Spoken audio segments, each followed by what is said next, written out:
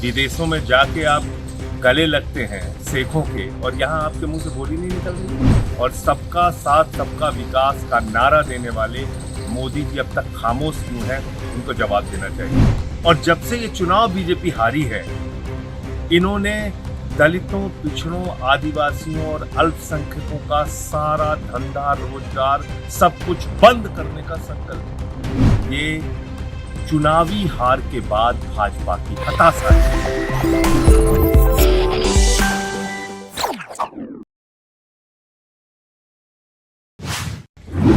नफरत भाजपा के नस नस में भरी हुई है। दलितों से नफरत, पिछड़ों से नफरत, आदिवासियों से नफरत, अल्पसंख्यकों से नफरत। और जब से ये चुनाव बीजेपी हारी है, इन्होंने दलितों, पिछड़ों, आदिवासियों और अल्पसंख्यकों का सारा धंधा, रोजगार सब कुछ बंद करने का संकल्प ले लिया है। और नया फरमान जारी हुआ है योगी जी का कि जिस तरफ से कांवड़ यात्री गुजरेंगे, आपको अपना नेम प्लेट लगा के रखना होगा। आप मुझे बताइए, कल को कोई वाल्मीकि समाज का व्यक्ति, जाटो समाज का व्यक्ति, वो अपनी नेम प्लेट लगा लेगा।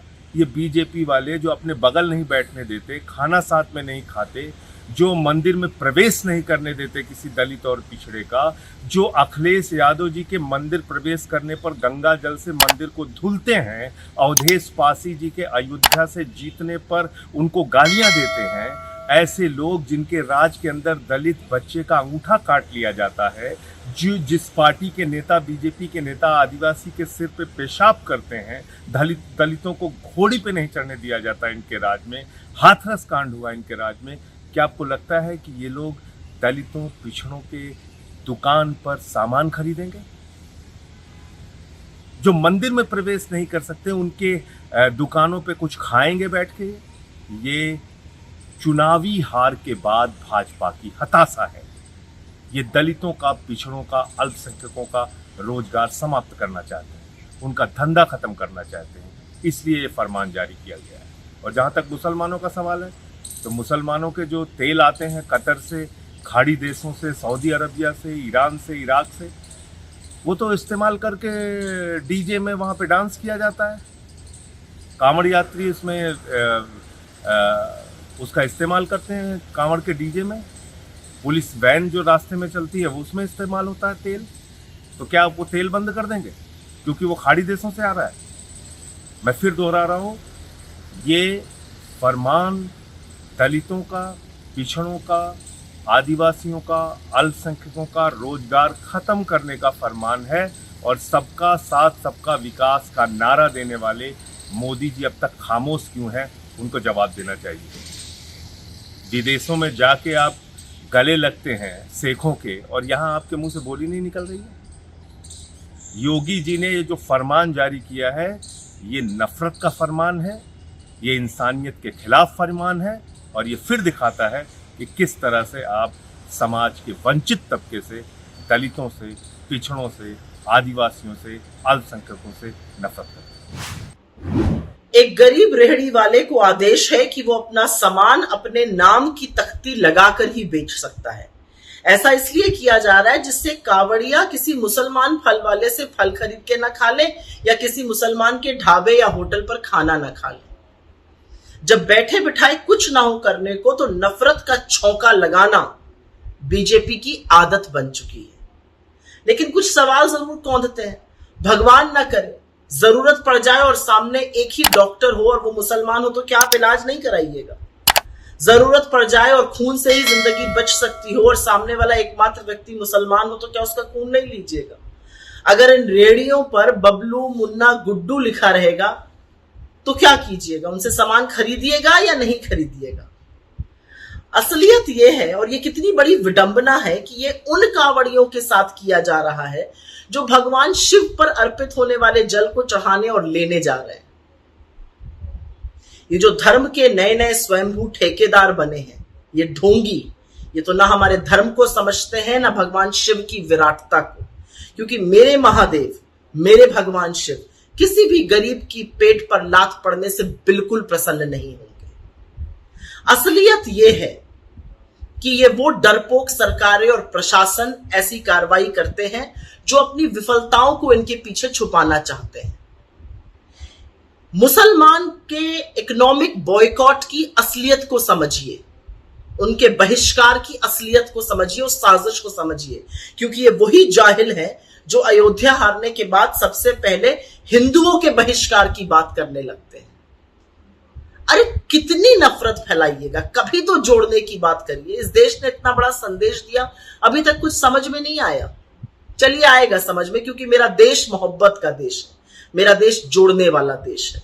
नफरत का बाजार मत लगाइए, क्योंकि सेब या अब्दुल बेचे या अनिल बेचे उससे फर्क नहीं पड़ता है, सेब मीठा होना चाहिए। और कितना भी नफरत का बाजार लगाइए, जीत तो मोहब्बत की ही होगी। हर हर महादेव। साथियों, एक नया फरमान आया है कि कांवड़ यात्रा के रास्ते में जितने भी फल सब्जी बेचने वाली रेहड़ियां हैं, स्टॉल्स हैं या ढाबे रेस्टोरेंट्स हैं, ये खाने के ढाबे हैं, तमाम लोगों को अपना नाम बोर्ड पर लिखना होगा। इसके पीछे की मंशा बड़ी स्पष्ट है, आप समझ गए होंगे। हिंदू कौन है, मुसलमान कौन है। हो सकता है इसमें जाति भी हो, मंशा में ये हो सकता है कि कहीं दलित तो नहीं है, ये सब हो सकता है, बिल्कुल संभव है। लेकिन हमने इसका कल जब विरोध किया तो जवाब आया, जब हलाल लिखा होता है तब तो आपको कोई आपत्ति नहीं होती। हाँ, बिल्कुल नहीं होती। जब शुद्ध शाकाहारी लिखा होता है तब भी हम नहीं पूछते कि साहब ये शुद्ध शाकाहारी जिस रेस्टोरेंट के बोर्ड पे लिखा हुआ है, इसका मालिक क्या हिंदू है, मुसलमान है, जैन है, सिख है, क्या है, हमें कोई फर्क नहीं पड़ता। हमें शुद्ध शाकाहारी खाना है, हम जाकर खा लेते हैं। अब आप इंटरनेशनल एयरलाइंस में कहीं ट्रैवल करते हैं, कोशर फूड, तो ज्यूज को मालूम है हमारे लिए कोशर फूड जिनको खाना है वो खा सकते हैं। वो पूछते तो नहीं है ना कि शेफ कौन है, ज्यू है या क्रिश्चियन है या मुस्लिम है या हिंदू है, उनको कोई फर्क नहीं पड़ता।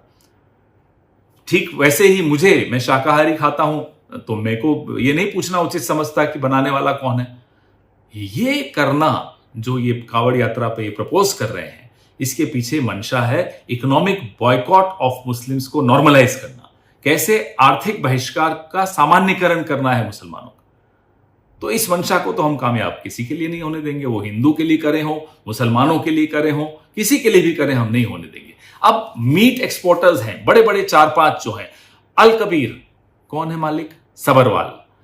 अरेबियन एक्सपोर्ट्स कौन है मालिक, कपूर। MKR फ्रोजन कौन है मालिक, मदन एबट। PML इंडस्ट्रीज मालिक कौन है, बिंद्रा साहब है। और एक होमवर्क भी दे दूं, अल दुआ, पता लगाइएगा कि जब ये अल दुआ नाम की बीफ एक्सपोर्टर कंपनी बनी थी तो इसके मालिक कौन थे। ये होमवर्क मैं संघ के विचारधारा वाले दोस्तों को दे रहा हूं। जिस तरह से अगर हिंदू मीट एक्सपोर्ट करता है तो रहती तो वो मीट ही है ना, या दाल चावल बन जाती है, वो मीट ही रहेगा। ठीक उसी तरह से अगर कोई अल्ताफ या रशीद आम अमरूद बेच रहा है तो आम अमरूद ही रहेंगे, वो गोश्त नहीं बन जाएंगे। तो ये संघ वाले जो लोग हैं बिना सोचे समझे जब कुछ काम करते हैं तो फंस जाते हैं, पहली ही आर्ग्यूमेंट में धाराशाही हो जाते हैं। लेकिन जो षड्यंत्र ये लोग रच रहे हैं, हमारी आपकी जो एक तहजीब है, अब एक उस तहजीब में मुझे याद आता है अलीगंज लखनऊ में, वहाँ बड़ा मंगलवार के पीछे की जो कहानी है वो सुनकर बड़ा आनंद आता है। दुर्गा पूजा हो, भगवान जगन्नाथ यात्रा हो, सब में कैसे मिलजुल कर इस तहजीब में हम लोग एक दूसरे के त्योहारों में हाथ बटाते हैं, तैयारियां करते हैं। उस तहजीब पर ये हमला बोल रहे हैं, और ये हमला सिर्फ उस तहजीब पर नहीं बोल रहे, हमारे आपके घरों में घुसकर तय करेंगे कि कौन क्या खाएगा, किससे खरीदेगा, क्या कपड़े पहनेगा, किस भाषा में बोलेगा। इनको अपने घरों में घुसने से रोकिए। अगर इनको अपने घरों में घुसने से रोकना है तो इस विचारधारा को अपने मोहल्ले से दूर रखिए, अपनी जीवन से दूर रखिए, अपनी विधानसभाओं और लोकसभाओं से दूर रखिए, अपने समाज से दूर रखिए। तभी हम अपने इस खूबसूरत हिंदुस्तान की तहजीब को बचा पाएंगे। जय हिंद। जो ठेले हैं उन पर, फल वाले ठेलों पर भी नाम लिखवा दिया गया पुलिस प्रशासन द्वारा, क्या कहेंगे? देखिए, समाज में जब भी कठिन समय आए तो अपने बड़े बुजुर्गों को दिखाए हुए रास्तों को चुनना चाहिए। स्वर्गीय चौधरी चरण सिंह जी की जातीय व्यवस्था और धर्म व्यवस्था के हमेशा से खिलाफत करते आए। वो नहीं चाहते थे कि समाज जाति और धर्म में कभी बटे।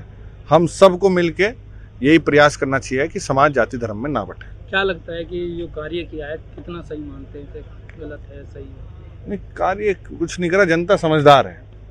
अब जनता नहीं कभी बटेगी, सबका काम एक दूसरे के साथ चलता है। अब योगी जी और ने ये भी कह दिया है पूरे प्रदेश में- गंगा जमुना तहजीब है हमारी, उसे हमें सबको मिल के रखने का हमेशा प्रयास करना योगी चाहिए। जी ने पूरे प्रदेश में लागू कर दी है ये व्यवस्था कि पूरे मेरी जानकारी में अभी ऐसी कोई व्यवस्था अभी आई नहीं, पर स्वर्गीय चौधरी चरण सिंह जी की जो नीति कहती है, हम सब चौधरी साहब के अनुयायी हैं, उस पर चलने का हमेशा काम करें।